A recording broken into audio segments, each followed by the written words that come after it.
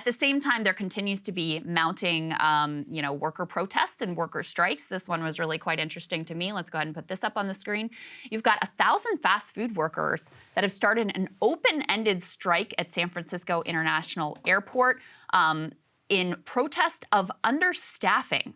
Travelers, they say, should plan to bring their own food. This is a statement from the union that represents these workers, as workers are on strike at virtually every food and beverage outlet within the airport. I saw some video that the union shared of, true to their word, almost everything shut down. The few locations that still had food and workers, available to serve customers, there were massive lines of people waiting. At the same time, you've got other labor protests. These are mostly with flight attendants that have spread to 21 other airports. Those are starting today. And overall, I don't know if you guys remember this from last year. We covered it quite extensively at the time. We had what was called STRIKETOBER, where you had a bunch of labor unrest. It was really the beginning of this sort of like new wave of unionization and grassroots mobilization that has continued through to this year. Looks like we're facing another significant uptick in strikes coming into the fall. Let's go ahead and put this report up from The Guardian. They say thousands of workers around the U.S. are going on strike or threatening to do so heading into October amid a recent surge of labor action activity in America in just 1 month before crucial midterm elections.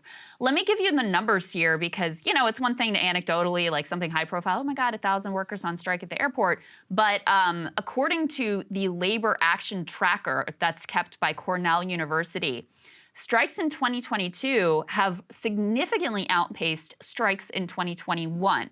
So in the first 6 months of 2022, we've had 180 strikes that have involved 78,000 workers. Wow. That compares to, in the first 6 months of last year, 102 strikes involving just 26,500 workers. So 78,000 workers versus 26,500 workers.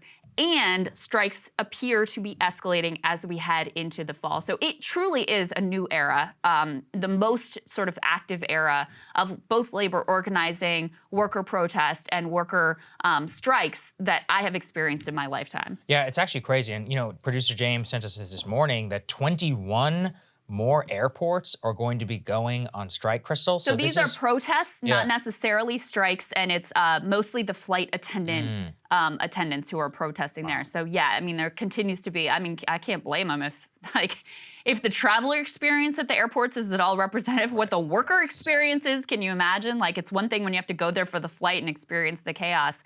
When you're there working every single day and, dealing with people who are stressed and harried, and then you're understaffed and you're underpaid, I'm sure it's a nightmare scenario. It really does also just expose how big the problem is at a very structural level, which is that we have a pilot shortage, which is basically fake. It's a financial scheme of our own making, from bailing out the airlines, forced retirements early, and then licensure problems.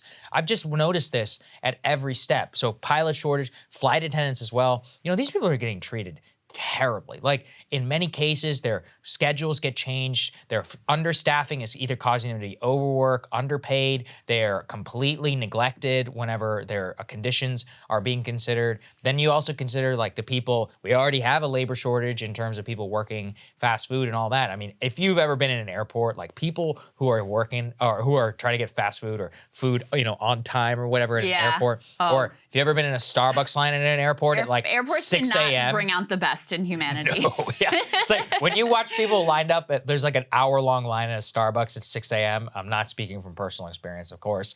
There are some very frayed emotions in the crowd. Especially they're I got to catch my flight in 30 minutes. Is my caramel macchiato going to be ready on time? I've seen literally people crazy outbursts. So I don't blame these people at all. So it just underscores to me about how much of critical parts of our society neglected, financialized, and in chaos for no reasons, multifaceted reasons that mostly have to do with greed of industry. And then where's Pete Buttigieg? At the same time, our transportation secretary is out fundraising while our airports are literally in chaos. The 21 airports, you have labor protests that are being planned. Even in London, it's not just us, the whole industry is in chaos. I've flown, a decent amount over the last 2 years, and it's complete, you can just feel that things are not right. And they should, even though passenger, Krystal, are basically the same. The passenger number's back. It's just the airports, the TSA lines, and everything else is complete chaos. Total mess. Yeah, it's something that the railroaders have been underscoring, which is that, and by the way, you know, in spite of the mission accomplished rhetoric, still very much a possibility of railroad workers going on strike, because the tentative agreement that was struck doesn't provide a whole lot more to them. It's not really that much more of an improvement. And what they're saying is like, yes, look, this is about us and our quality of life, being able to see our families, being able to go to doctor's appointments, being able to get sick and not be penalized for it and all of those things. But there's also a deeper issue here of like, the reason we are so overburdened is because these companies in search of profit have really stripped things down to the bare bones. That's a problem for us, but in all of this, you know, era of talk of supply chain breakdowns, like that's a problem for the country as a whole.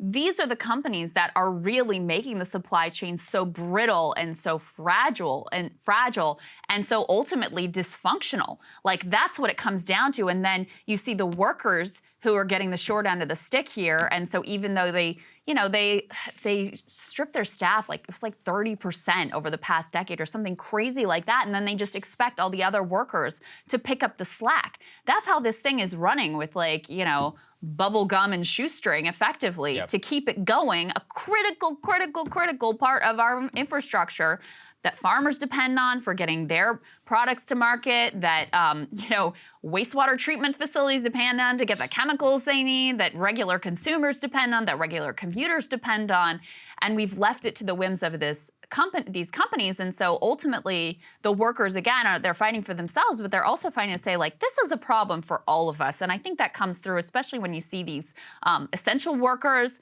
who really carried the weight during the pandemic, kept the country running, and they're saying, look, guys, we're not in a good position here for us personally, and that means that the whole country is in a bad position ultimately. Yeah, no, I think that's exactly the right way to put it. And yeah, it just demonstrates to me, like, it's all in chaos for no particular reason. And for all of the national politics, like, oh, you know, January 6th, et cetera, like, this is the biggest story, and always has been over the last year. It really is. Very ignored, basically, by I mean, it takes the railway guys almost going on strike for people to take notice and have 3 minutes of airtime, but like that's right, and to give it extremely skewed coverage too, by the way, to cover it late and very poorly. Cable news is ripping us apart, dividing the country, making it impossible to function as a society, and making it impossible to know just what is true and what is false. But the good news is they are failing and they know it. That is why we're building something new, a new mainstream, a healthier one, something more trustworthy, something that we are going to need in one of the most pivotal times in American history. We are building up here for the midterms, for the upcoming presidential election, but we need your help. So if you can help us out by becoming a premium member today at breakingpoints.com, we're trying to change America for the better and the entire world. So what are you waiting for, guys? Go to breakingpoints.com and sign up and help us build a new mainstream.